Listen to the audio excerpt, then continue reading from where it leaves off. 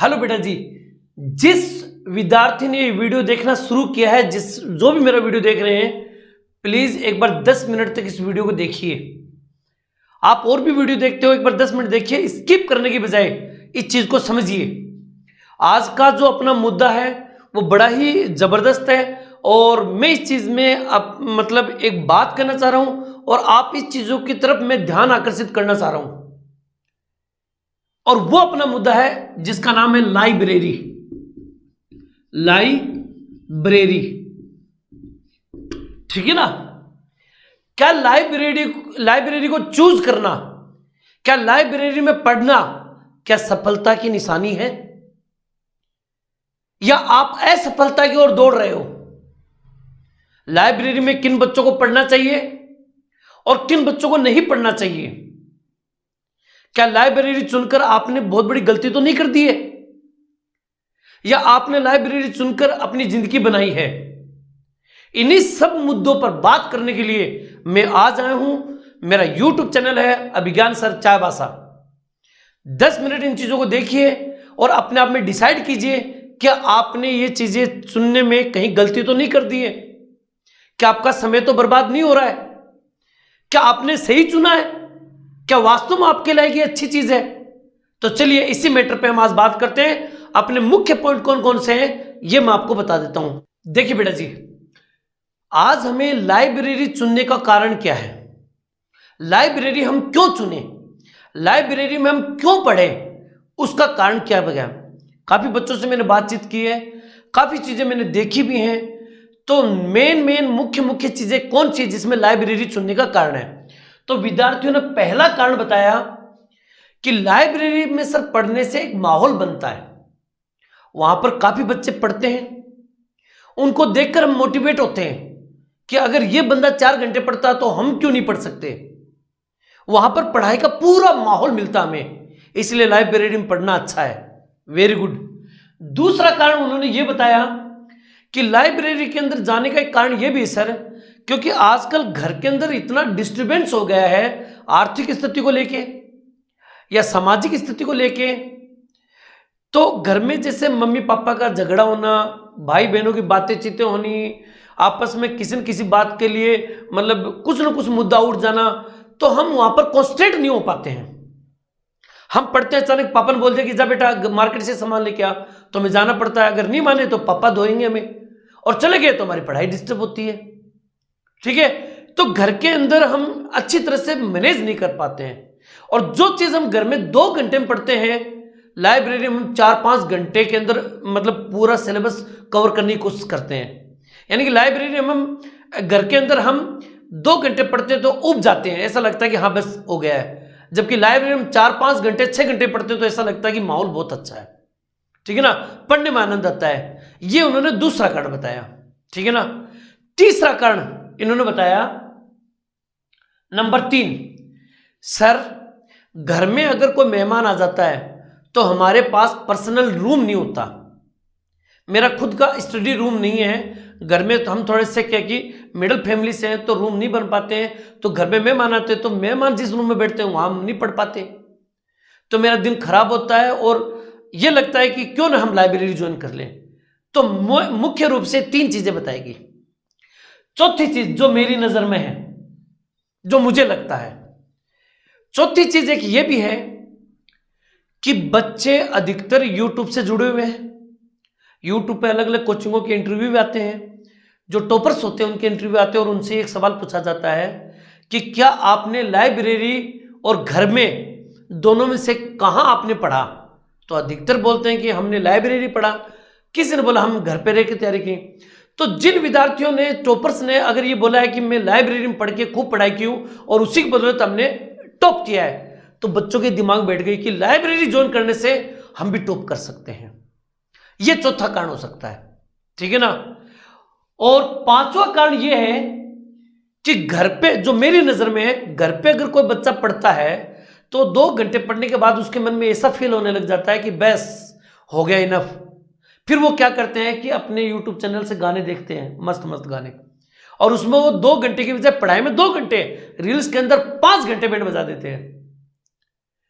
लेकिन ऐसा माहौल लाइब्रेरी में नहीं मिलता है। वहां पर हमें पढ़ने का मौका मिलता है। तो ये पांचवा कारण है, ये है हमारी लाइब्रेरी चुनने का कारण। लेकिन बच्चों, किन विद्यार्थियों को लाइब्रेरी नहीं चुनना चाहिए, किन किन विद्यार्थियों को लाइब्रेरी नहीं चुनना चाहिए, उसके बारे में बताऊं। ढंग से सुनो, अच्छी तरह समझो, स्किप मत करो, अच्छी तरह समझो।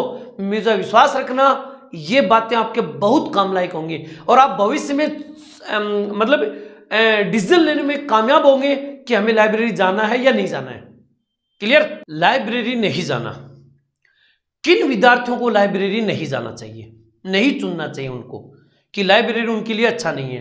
तो ध्यान से सुनिएगा, अधिकतर बच्चे लाइब्रेरी चुनने के पीछे एक कारण ये बताया कि वो टॉपर्स के इंटरव्यू देखते हैं, और उन टॉपर्स के इंटरव्यू नहीं देखते जो ये बोलते कि मैंने घर पे पढ़कर तैयारी की है, वो उनको नहीं नजर आता। लेकिन जो बच्चे ये बोलते हैं कि हम लाइब्रेरी में तैयारी की, तो बच्चा लाइब्रेरी चुनता है।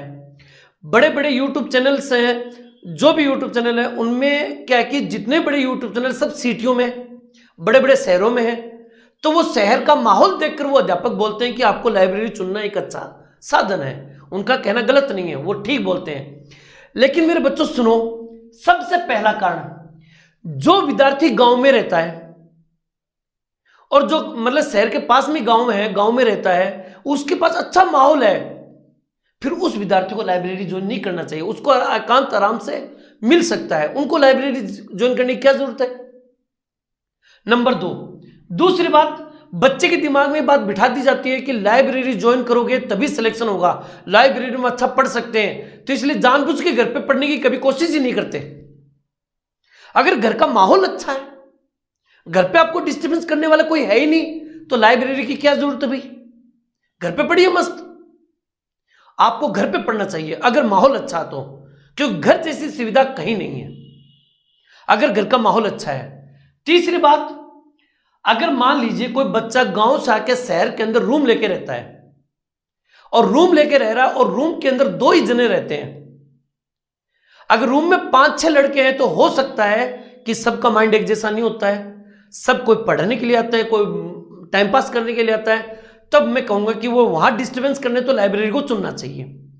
लेकिन अगर रूम में 2 जने रहते हैं और दोनों के दोनों पढ़ना चाहते हैं, तो वो अपने रूम पे बैठकर पढ़ाई करें, उनको लाइब्रेरी ज्वाइन करने की कोई जरूरत नहीं है, उन विद्यार्थियों को नहीं करना चाहिए लाइब्रेरी में। एक सबसे मेन बात नंबर 4, देखो मेरी बात सुनो, लाइब्रेरी में डिस्ट्रैक्शन बहुत बड़ी चीज होती है। लाइब्रेरी अच्छी चीज है, लेकिन यह घातक सिद्ध भी हो सकती है।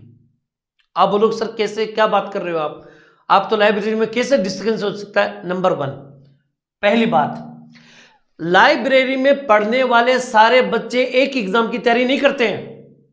सब कोई जेएसएससी की तैयारी कर रहा है, कोई जेपीसी की तैयारी कर रहा है, कोई यूपीसी की तैयारी कर रहा है, कोई एसएससी की तैयारी कर रहा है, कोई रेलवे की तैयारी कर रहा है। अब वहां पर मान लीजिए मैं हूं, ठीक है ना, ठीक है, मैं गया वहां पर, मैं पढ़ रहा हूं, ठीक है ना, देख रहा हूं, मेरी नजर दूसरे बच्चे पे चली गई, यार ये कौन सी बुक है, ये बड़ी शानदार बुक है, क्यों ना हम इसको ले लें। तो वो अपना स्टडी मटेरियल छोड़ के दूसरी स्टडी मटेरियल को लेना स्टार्ट कर देता है। फिर उससे बाहर जाता है थोड़ा सा रेस्ट करने के लिए, पानी वानी पीने के लिए, वहां किसी ने बोल दिया उसको कि देखिए यार होता क्या है कि एसएससी बड़ी हार्ड है एग्जाम है, अभी रेलवे की वैकेंसी निकल रही, रेलवे का एग्जाम भरो मस्त तरीके से, कुछ नहीं आता उसके अंदर। तो बच्चे के दिमाग में बैठ गया, अरे ये तो बहुत जबरदस्त चीज है, चलो इसको हटाओ, हम रेलवे की तैयारी कर रहे हैं, तो अपने मुद्दे से भटक गया। फिर किसी ने कुछ राय दे दी, किसी ने, वहां पर क्या है कि जब बच्चा बाहर निकलता और कई लोगों से मिलता है ना, तो अलग अलग, देखो बेटा सबकी सोच एक जैसी नहीं है। आपने अपना जो मुद्दा, जो आप अपने दिल में क्या बना रखा है, आपको किस फील्ड में जाना है, उससे आप मत भटको। इसमें डिस्ट्रैक्ट होने की बहुत ज्यादा संभावना है। तीसरी बात, इसमें एक मेन चीज और, लाइब्रेरी में होशियार बच्चे होते हैं, और लाइब्रेरी के अंदर जो यूपीएससी की तैयारी करते हैं, जो जेपीएससी की तैयारी कर रहे हैं, वो बच्चे का थोड़ा सा रूटीन अलग टाइप का है, वो अच्छे पढ़ते हैं, बढ़िया तरीके से पढ़ते हैं, तो उनकी सोच, थिंकिंग पावर भी अलग टाइप की है। अब कई बच्चा है ना, नया नया जाता है वहां पर पढ़ना स्टार्ट करता है, और उन बच्चों को देखता है तो उसका दिल टूट जाता है, देता यार ये कितना जबरदस्त होशियार है यार, हम तो बड़े कमजोर हैं यार, यार हमारा तो सिलेक्शन नहीं होगा, जब इसका नहीं हो रहा तो हमारा कैसे होगा। अरे भाई पहले ये तो देख उसको पढ़ते हुए कितने साल हो गई, वो किस मुद्दे पे पढ़ रहा है। तो ये डिस्टर्बेंस से बचो आप लोग। लाइब्रेरी के अंदर अगर इन चीजों के आप शिकार हो रहे हो तो आपको लाइब्रेरी ज्वाइन नहीं करनी चाहिए। तीसरा पॉइंट, आपको लाइब्रेरी में क्या पढ़ना चाहिए। देखो बेटा जी, इस बात का मुद्दा बहुत जबरदस्त चीज है, समझिएगा। देखिए अधिकतर जितनी भी कोचिंगें हैं, चाहे वो सिटी में हो चाहे कहीं भी हो, उन्होंने अपनी खुद की लाइब्रेरी बना रखी है। अधिकतर कोचिंग, जैसे मैंने भी अपनी लाइब्रेरी बना रखी है, और टीचर तो उन्होंने भी अपनी लाइब्रेरी बना रखी है। अब होता क्या है कि जैसे मान लीजिए किसी कोचिंग में बच्चा पढ़ रहा है, तो उन टीचरों ने, उन अध्यापकों ने अपने अपना नोट्स उनको दिए और बच्चे वही नोट्स जाके कोचिंग में पढ़ते हैं। तो ये लाइब्रेरी का तरीका बहुत अच्छा है, पढ़ना चाहिए, ठीक है ना, कोई दिक्कत नहीं है। लेकिन क्या करते हैं कि हम क्या सोचते हैं कि लाइब्रेरी के अंदर हम जा रहे हैं, पढ़ रहे हैं। तो आप याद रखो कि जब आप लाइब्रेरी में जाओ, जब आप लाइब्रेरी ज्वाइन करो, तो आपके पास, आप किसकी तैयारी कर रहे हो उसके प्रॉपर नोट्स आपके पास होने चाहिए। अगर आपके पास नोट्स नहीं है तो आप लाइब्रेरी ज्वाइन मत कीजिएगा। आपको नंबर 1 लाइब्रेरी में प्रॉपर नोट्स लेके जाइए और उसी को पढ़िए, पहली शर्त आपको पढ़ना चाहिए। नंबर 2, अगर आपके पास नोट्स नहीं है तो आपको नोट्स कंप्लीट करना चाहिए पहले, और उसके बाद उसको रिवीजन करना चाहिए आपको, दूसरी बात। तीसरी बात जो आपको चाहिए, आप अपनी जिसकी तैयारी कर रहे हो, जिसकी भी तैयारी कर रहे हो, आप उन तैयारियों को बेहतर बनाइए। और उन तैयारी के अंदर, जैसे मान लीजिए आप रेलवे की तैयारी कर रहे हो, तो रेलवे में कौन कौन से टॉपिक आते हैं, उन्हीं टॉपिक के ऊपर ध्यान दीजिए। आप अपने सिलेबस को कवर कीजिए। अगर आप सिलेबस को कवर करते हो लाइब्रेरी में, तो आपकी पढ़ाई सबसे बेस्ट है, उससे बढ़िया पढ़ाई कुछ नहीं हो सकती। अब आते हैं चौथे पॉइंट के ऊपर, आपको क्या नहीं पढ़ना चाहिए। देखो बेटा जी, अपना चौथा पॉइंट है क्या नहीं पढ़ना चाहिए या क्या नहीं करना चाहिए लाइब्रेरी में। लाइब्रेरी में क्या नहीं करना चाहिए, देखो भाई आप ध्यान से सुनो ये चीज, यही सी चीजों में आप गड़बड़ करते हो। नंबर 1, जिसकी भी आप तैयारी कर रहे हो, आपके खुद के नोट्स होने चाहिए, आपके खुद के प्रॉपर नोट्स होने चाहिए। आप हर किसी के नोट्स लेके नहीं पढ़ना चाहिए आपको। ऐसा नहीं कि भाई आज तुम्हारे नोट्स दो मैं पढ़ना चाहता हूं, भाई आज तुम दो मैं पढ़ना चाहता हूं, गलत बात। अपने खुद के प्रॉपर नोट्स और खुद के सिलेबस के अकॉर्डिंग पढ़ो, यह आपको लाइब्रेरी में डिस्टर्बेंस मिल सकता है। नंबर 2, दूसरी बात आपको क्या नहीं करना चाहिए, आपको अपना ध्यान नहीं भटकाना चाहिए लाइब्रेरी में। कैसे? आज आप एसएससी की तैयारी कर रहे हो, उसके बारे में कुछ सवाल निकाले मैथ के, अरे यार हार्ड बहुत है, क्या करें। किसी ने बोला क्यों एसएससी के चक्कर पड़ रहे हो, रेलवे की तैयारी करो, इजी प्रश्न आते हैं। दूसरा, हाँ यार कल से मैं रेलवे की तैयारी करूंगा। ये मत करना बेटा, कभी नहीं होना चाहिए। आपने देखो मैंने बोला ना, लाइब्रेरी में हर एक बच्चा एक जैसा माइंड का नहीं आता है। किसी को रेलवे की वैकेंसी अच्छी लगती है, किसी को एसएससी का अच्छा लगता है, किसी को बैंक का अच्छा लगता है, किसी को यूपीएससी का अच्छा, तो वो अपनी अपनी बात अपने तरीके से करेंगे।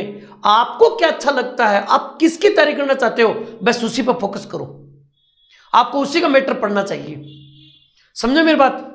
तीसरी सबसे इंपॉर्टेंट बात, लाइब्रेरी में हर बच्चे अलग अलग अपने अपने राइटर को चुनते हैं और उसी की बुक लेके आते हैं। कोई किसी को चुन रखा है, कोई किसी ने चुन रखा है, और आप एक बुक खरीद के लेके गए हो। आप देखो पगल वाले की नजर गई, अरे यार अपने वाली बुक में ऐसा नहीं है, इस वाले बुक में ऐसा है, क्यों ना मैं पढ़ ले। ऐसा नहीं होना चाहिए। अरे किसी भी एक बुक को पढ़ो, लेकिन ईमानदारी से पढ़ो। आपको एक बुक को एकदम बढ़िया तरीके से पढ़ना चाहिए। आपको अलग अलग बुकों के अंदर एक साथ नहीं पढ़ना चाहिए। एक बुक कंप्लीट हो जाए फिर आप दूसरी बुक की तरफ मूव हो जाइए। लेकिन आप एक बुक के नोट्स पूरे बनाए नहीं है, दूसरी बुक पढ़ रहे हो, दूसरी से तीसरी बुक पढ़ रहे हो, आज तुम कौन सी पढ़ रहे हो, कल तुम कौन सी पढ़ रहे हो, 3 दिन बाद में आपने सारी बुकों को छोड़ दिया, तो ये लाइब्रेरी में नहीं होना चाहिए। यह आपको नहीं करना चाहिए, बिल्कुल नहीं करना चाहिए, ठीक है ना। ये बातें ध्यान में रखो। चौथी बात, सबसे इंपॉर्टेंट बात, आपको लाइब्रेरी में सोना नहीं चाहिए। अधिकतर बच्चे क्या करते हैं, लाइब्रेरी को एक टाइम पास का जरिया बना लिया, ठीक है ना। कैसे? जाते हैं, थोड़ी देर पढ़ते हैं, क्योंकि मैटर तो उनके पास रहता नहीं है, पता रहता नहीं कि क्या करना है। मैंने कई ऐसे बच्चे देखे हैं जिनको लाइब्रेरी में 4-4 साल 5-5 साल से पढ़ रहे हैं, ठीक है ना।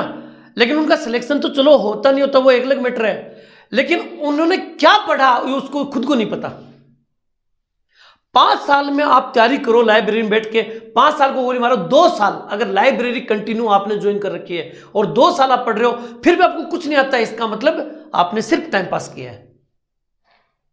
बच्चे चाय पीते हैं या अपना जो भी कुछ है, समझ गए आप लोग, जो भी करते हैं, बाहर आते हैं आराम से टाइम पास करते हैं, चाय वाय पीते हैं, जाते हैं, कान में ईयरफोन लगा के मस्त तरीके से रिलीफ नींद लेते हैं।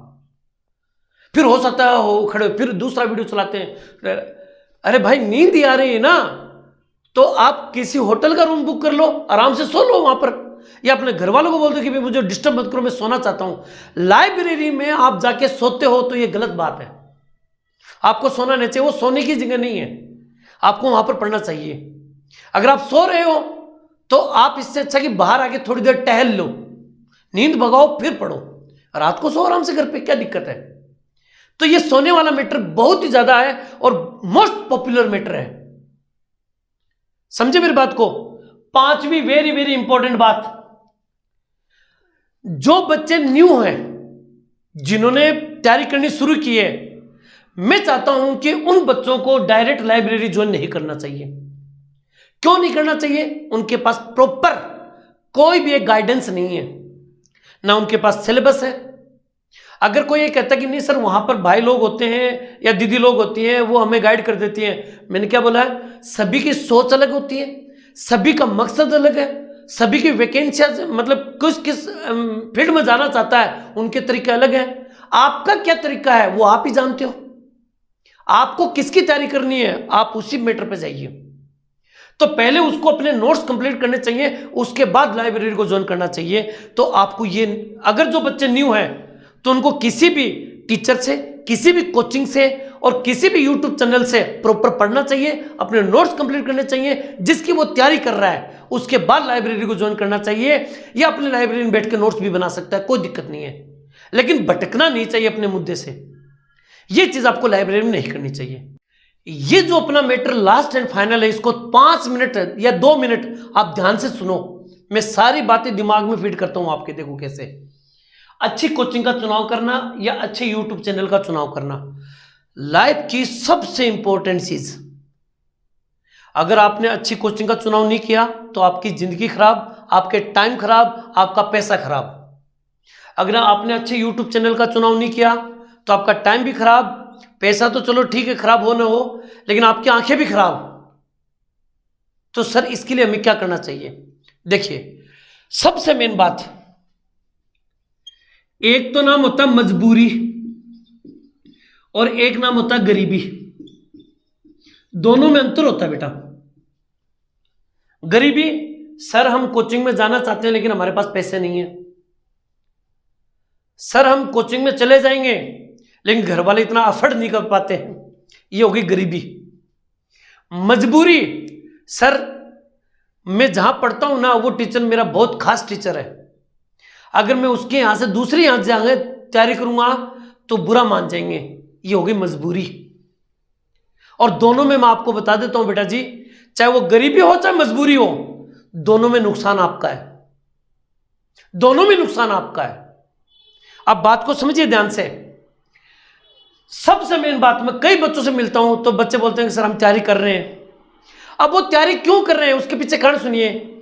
उसका फ्रेंड पढ़ा रहा है, वो उसी के पास पढ़ने लगा, उन्होंने कोचिंग खुली तो पढ़ा रहे हैं आराम से, वो पढ़ भी रहा वहां पर।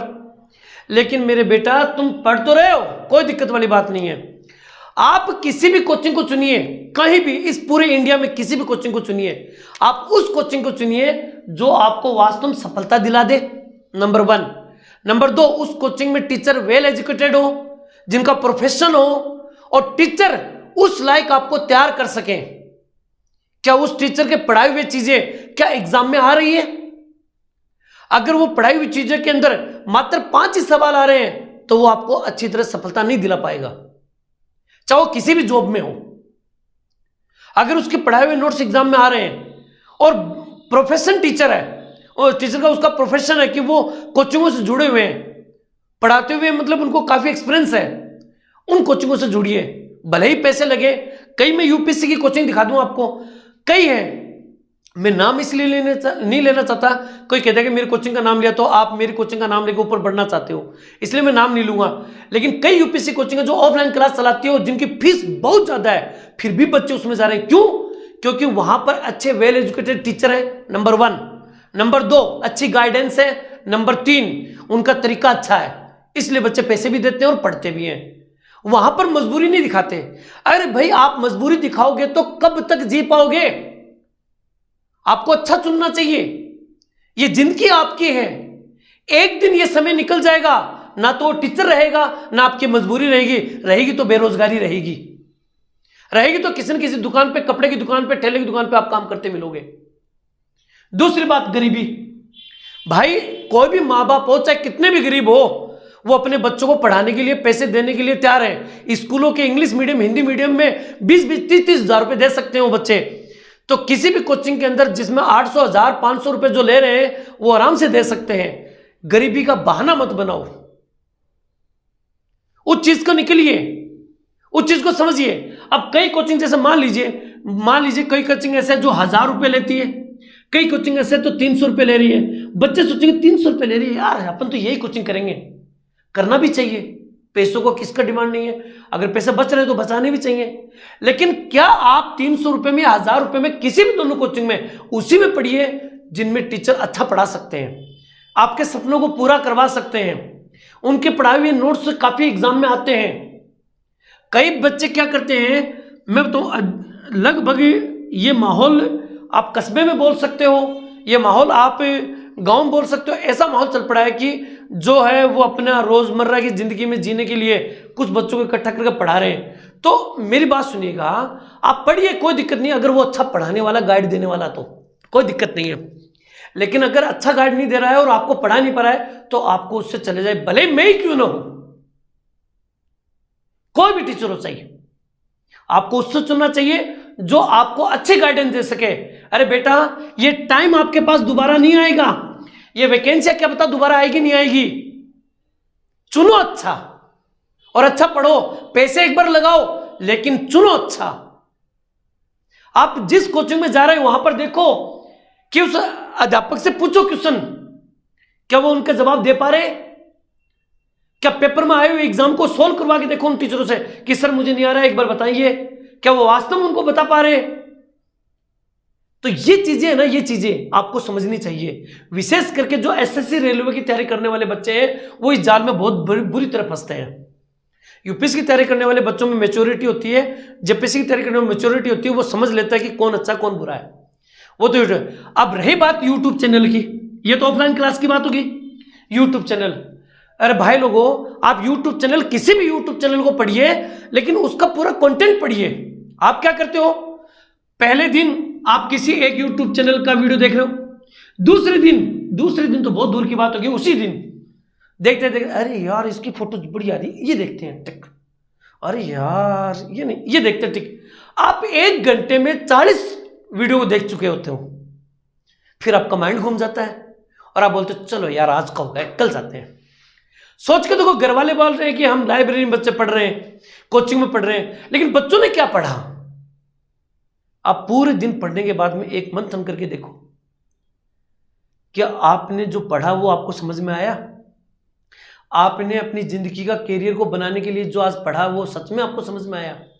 अगर समझ में आया तो बेस्ट ऑफ लक, नहीं समझ में आया तो आप संभलो, टाइम खराब मत करो बेटा, ये मौके बार बार नहीं आएंगे आपके पास। अच्छा चुनो, अच्छा पढ़ो और सिलेक्शन दो बेटा। 4-4 साल, 5-5 साल से तैयारी करने वाले बच्चों को कुछ नहीं आ रहा है, इसका मतलब क्या तो वो बच्चा पढ़ नहीं रहा है या अच्छी गाइडेंस के अंदर वो नहीं है।